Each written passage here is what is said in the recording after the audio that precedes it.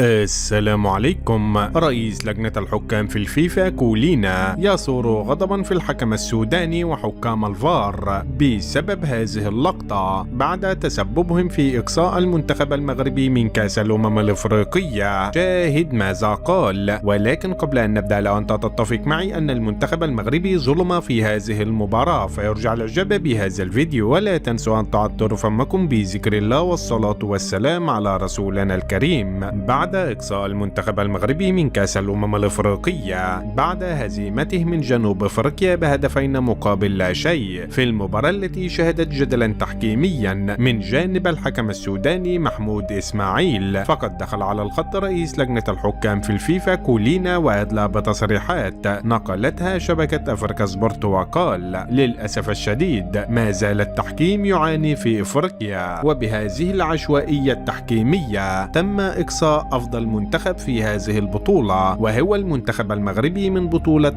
أفريقيا. فالمنتخب المغربي تعرض لمؤامرة تحكيمية حقيرة في هذه المباراة بسبب ضعف الحكم السوداني وحكام الفار أيضا. فالمنتخب المغربي لم تحتسب له ركلة جزاء لصالح لاعبه الزلزولي بعد دفع واضح من مدافع جنوب أفريقيا، وكان على الحكم السوداني وحكام الفار أن يحتسبوا ركلة جزاء لصالح المغرب. ونقارن بين هذه اللقطة واللقطة التي تم فيها طرد اللاعب المغربي سفيان مرابط، فسفيان مرابط دفع مهاجم جنوب أفريقيا بكتفه والحكم السوداني لم يتردد وقام بطرد سفيان مرابط، والفار تدخل في هذه اللقطة. وأنا قلت أن الفار سيلغي قرار الحكم وإلغاء البطاقة الحمراء لسفيان مرابط، وكانت الصدمة أن الفار قال للحكم: اعطه بطاقة حمراء مباشرة لكي يتم إيقافه مباراتين أو 4 مباريات بعد ذلك مع المنتخب المغربي. ولو جئنا نقارن بين لعبة الزلزولي ولعبة سفيان مرابط سنشاهد أن اللعبتان شبيهان لبعض، بل لعبة الزلزولي أوضح لأنها كانت في منطقة الجزاء، وأن لاعب جنوب أفريقيا دفع الزلزولي مما أسقطه أرضا. فأنا أشك في نية هذا الحكم وحكام الفار في هذه المباراة، ويجب على اللجنة المنظمة للكاف أن تفتح تحقيقا موسعا مع الحكم السوداني وحكام الفار، لأنني أشك في ذمتهما. وفي النهاية شاركونا بآرائكم حول أداء الحكم السوداني والفار في هذه المباراة، ولا تنسوا الإعجاب بهذا الفيديو والاشتراك في القناة ليصلكم جديدنا.